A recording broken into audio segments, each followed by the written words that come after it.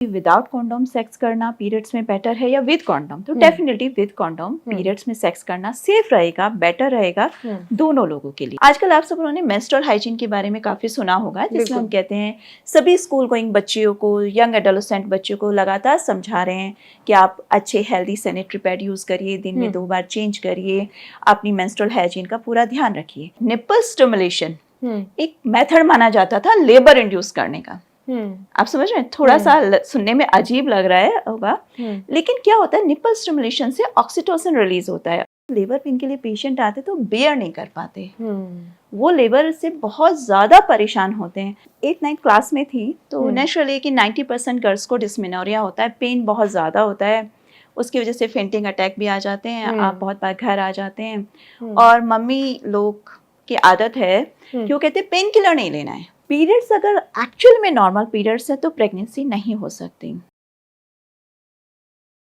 नमस्कार, पंजाब केसरी की special series लड़कियों के राज में आप सभी का एक बार फिर से स्वागत है। मैं हूं आपके साथ ऋषिभा। इस शो में हम उन मुद्दों पर खुलकर बात करते हैं जिन पर बात करने से कहीं ना कहीं आप शर्माते हैं, हिचकिचाते हैं या फिर घबराते हैं। तो आज के इस एपिसोड में हम बात करेंगे सेक्स ड्यूरिंग पीरियड्स, सेफ या फिर अनसेफ। और इसी पर चर्चा करने के लिए हमारे साथ बेहद खास मेहमान ममता त्यागी मौजूद हैं, जो कि गायनोकोलॉजिस्ट हैं। मैम, बहुत स्वागत है आपका पंजाब केसरी में। सबसे पहले बात करते हैं जो कि बहुत जरूरी है और अक्सर हम देखते हैं कि इस विषय पर बात करने से लोगों के मन में एक हिचकिचाहट होती है। पीरियड्स के दौरान, मासिक धर्म के दौरान क्या महिलाओं को सेक्स करना चाहिए? क्या मेडिकल टर्म में ये हेल्दी है, अनहेल्दी है? क्या इम्पैक्ट पड़ता है इसका बॉडी पर? पीरियड्स को पहले सेक्स से अगर हम रिलेट करना चाहते हैं तो कहीं ना कहीं हमें ये समझना आवश्यक है कि पीरियड्स में एक्चुअल में बॉडी में चेंजेस हो क्या रहे हैं। जो पीरियड्स होता है उसमें हमारे यूट्रस की लाइनिंग एक ब्लड फ्लो के साथ में शेड होती है और इसलिए हमारा जो यूट्रस है उसकी जो सरफेस है एक रॉ सरफेस आप समझ लीजिए, इस तरह से क्रिएट हो जाता है। उस रॉ सरफेस क्रिएट होने की वजह से अगर आप उस दौरान सेक्सुअली एक्टिव रहते हैं तो जो सीमन है उसमें जो बैक्टीरियाज हो गए हैं, जो वेजाइना के आसपास के बैक्टीरियाज हैं, उनका ऊपर एसेंट होने का यानी यूट्राइन की लेयर तक या ट्यूब्स तक पहुंचने का खतरा काफी ज्यादा है।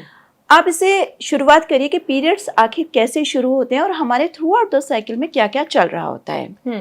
हम किसी भी साइकिल का यानी जो फीमेल का मेंस्ट्रुअल साइकिल है उसकी शुरुआत पीरियड की फर्स्ट डे से मानते हैं। ये बहुत ही कॉमन चीज़ है जो सब लोग आजकल जानते भी हैं, जो स्पेशली फर्टिलिटी का या बच्चे ना होने के लिए इलाज करा रहे होते हैं। तो हमारी साइकिल का फर्स्ट डे हमारी पीरियड्स की शुरुआत का पहला दिन यानी थ्रू आउट द मंथ का जो हम पहला दिन कैलकुलेट करते हैं वो पीरियड का फर्स्ट डे है।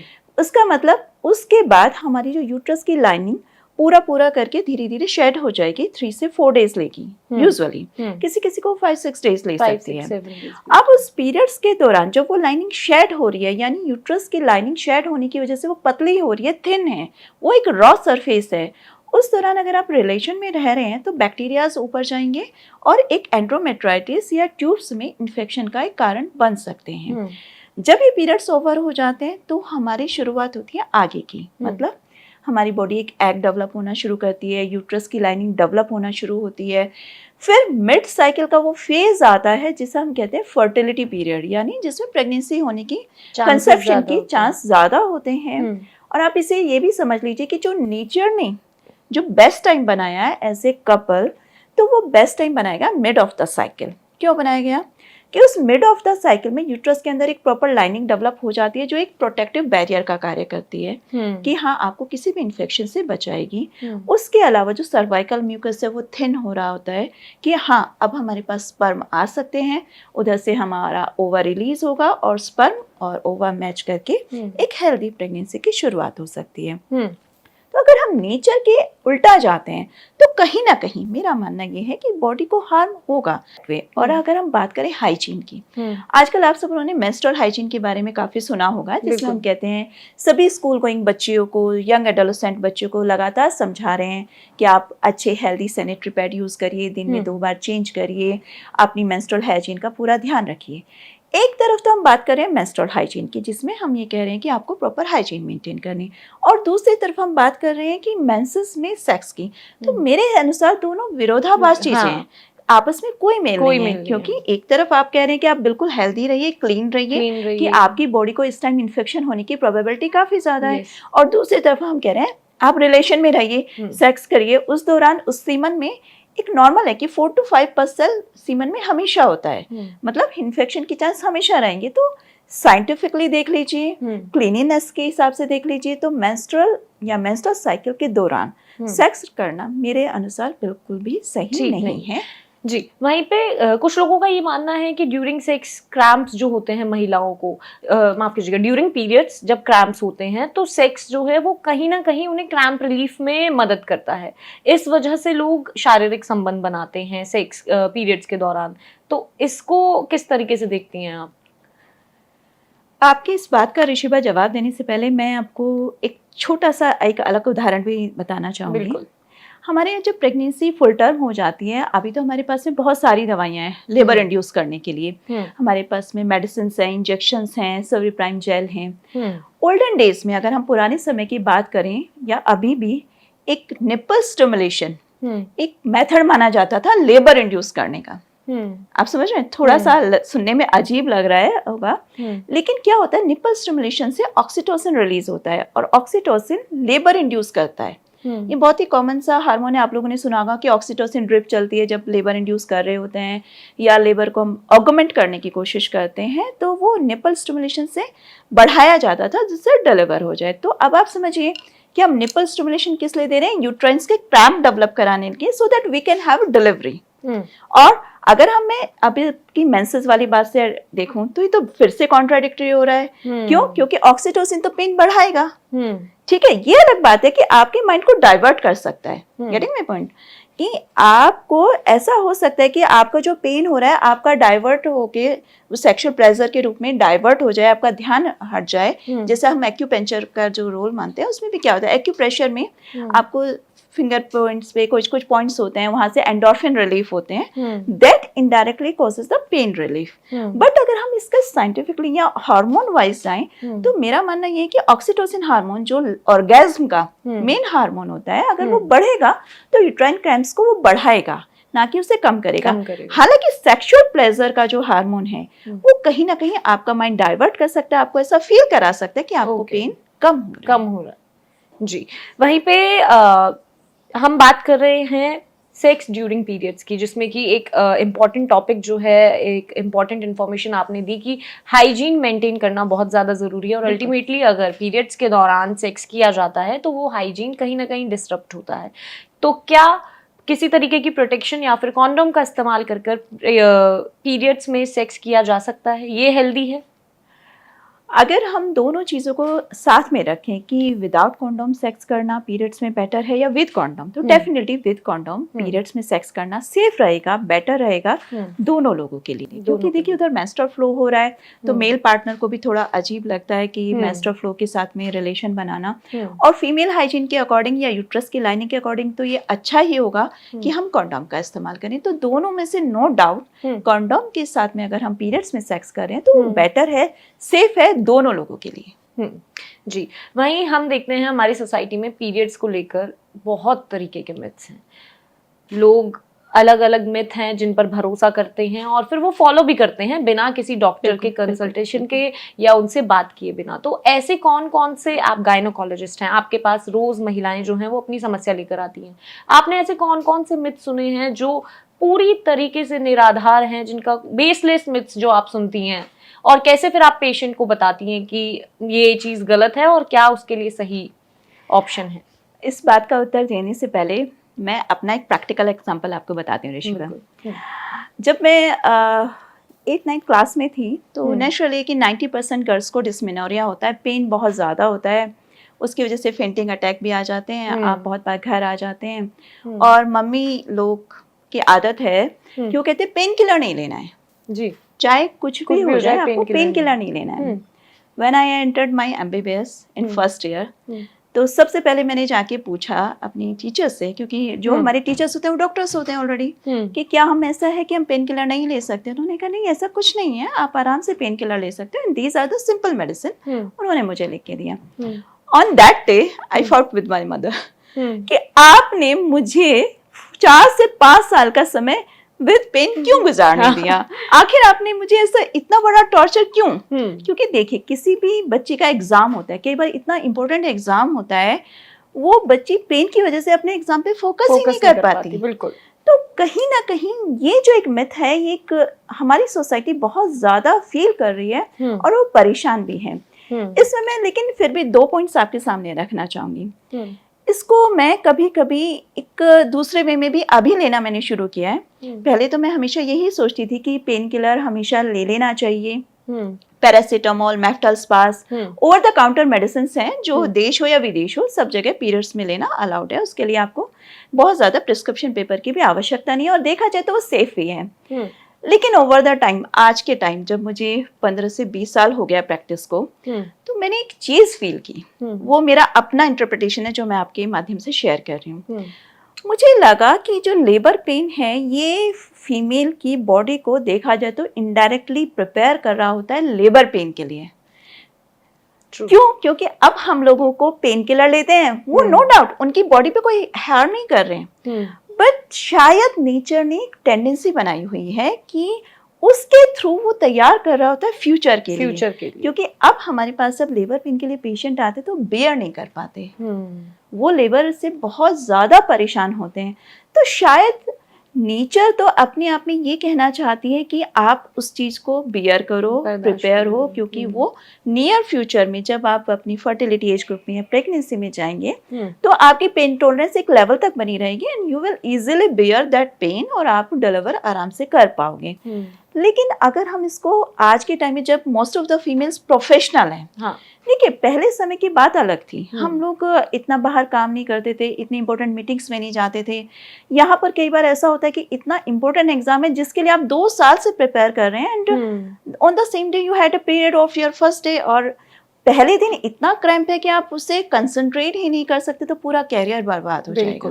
तो अगर मैं उस सिनेरियो में तो देखूं, तो मैं सभी से कहना चाहूंगी कि पेन किलर लेने में कोई हर्ज नहीं है, ले सकते हैं, बट साथ में अब एक एडिड चीज ऐड करना चाहूंगी कि हाँ, बहुत ज्यादा फ्रीक्वेंट ना लें, जिससे आपकी बॉडी को कस्टम हो जाए, और आगे फ्यूचर में जब वो बच्ची या फीमेल डिलीवर के लिए आए तो ऐसा ना हो कि उसके पेन टॉलरेंस खत्म ही हो चुकी है।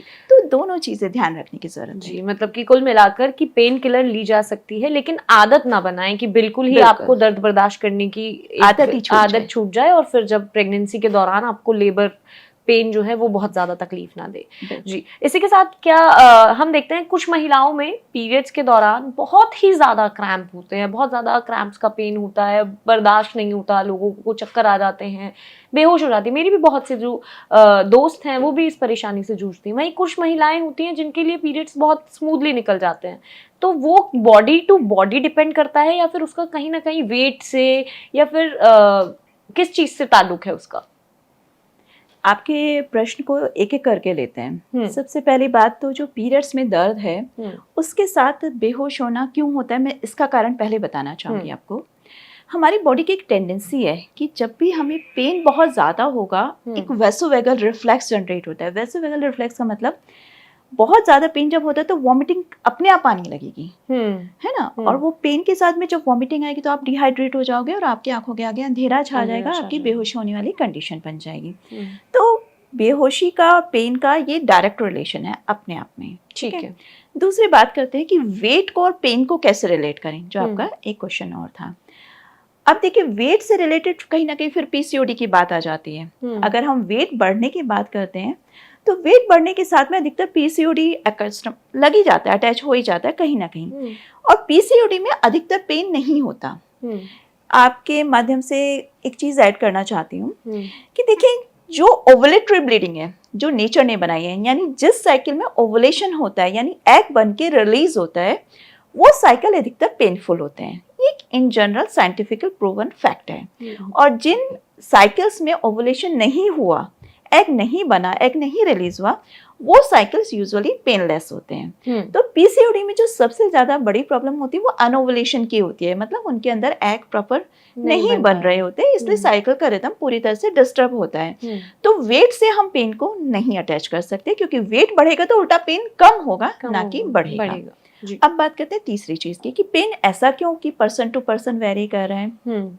इसमें आपने देखा होगा कि कहीं ना कहीं हेरिडिटरी भी मैटर करती है। आपने देखा होगा कि अगर मदर को, दादी को पेन होता था तो पोती को, बेटी को होने के चांसेस बहुत ज्यादा हैं। अब ऐसा क्यों हो रहा है, उसको अगर मैं साइंटिफिकली जोड़ना चाहूँ तो आपने सुना होगा एडिनोमाइसिस या एंडोमेट्रियोसिस। एडिनोमाइसिस क्या है कि आपके यूट्रस का टेक्सचर चेंज हो गया है। मतलब जैसे हमारी स्किन होती है, किसी की बहुत सॉफ्ट है, किसी की बहुत हार्ड है, इसी तरह से एडिनोमाइसिस में यूट्रस का टेक्सचर बदल जाता है and that creates a lot of dysmenorrhea. वो इतना पेन करता है कि पेशेंट को हर साइकिल में कहीं ना कहीं किसी ना किसी रूप में मेडिसिन का सहारा लेना पड़ता है।